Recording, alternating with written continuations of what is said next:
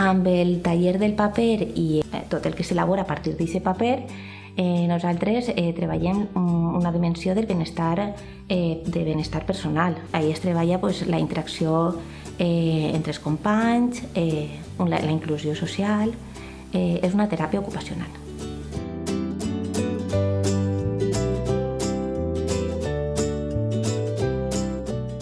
Ens porten els papers que s'obren i els repleguem en un cotxe, ja porten les caixes, les restes de paper que no utilitzen i els usuaris els repleguen i els portem a uns contenidors al magatzem.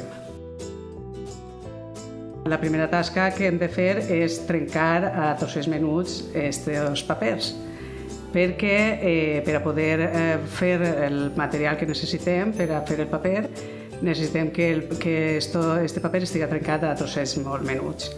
I després, una volta ja estiguen els papers trencats, els tornen a dur al taller de paper reciclat i a partir d'ahí comencem la següent fase del procés.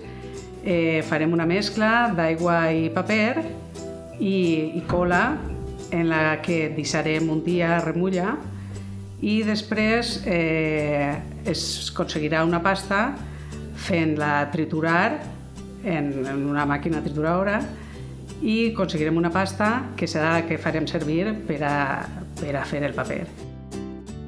Quan ells estan treballant es senten molt útils, quan entren comandes i així ho reflexen quan ve la gent i ells s'impliquen en això per aquí és, això és per aquella xica que va vindre, que tal, sí, tal, no sé.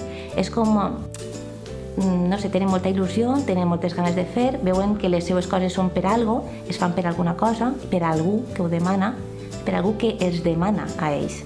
I això és important també per a ells. S'utilitzarà a través dels bastidors que, enfonsant-lo en l'aigua, agarrarà la pasta necessària per a formar el motlle, diguem, del paper. I després serà abocada a unes batlletes, a unes teles, i quedarà la forma del paper, que estarà banyat, i així continuarem el mateix procés.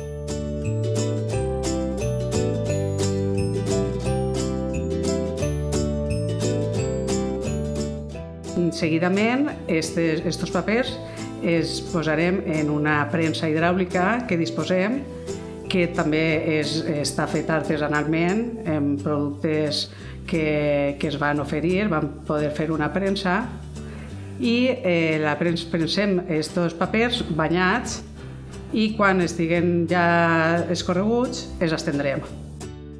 Aniran a la premsa en sec durant un altre dia i ja quedaran preparats completament per a passar al següent procés de creació de productes.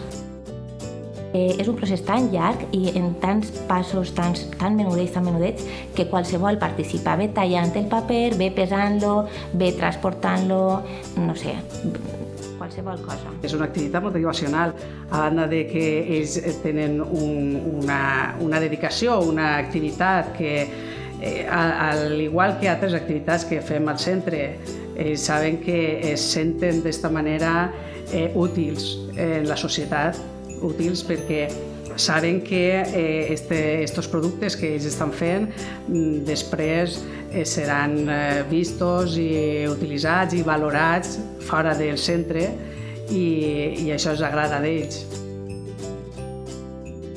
Una vegada el paper és dels tallers de paper, que s'anomenem així, del taller on s'elabora el paper, és a l'altre edifici, que és el que està al costat. I allí és on són com tallers d'acabament del material. Aleshores ens arriba el paper que s'ha elaborat i a partir d'ahí elaborem targetes de noces, targetes per a comunions, targetes de Nadal, punts de lectura, llibretes, targetes de taller.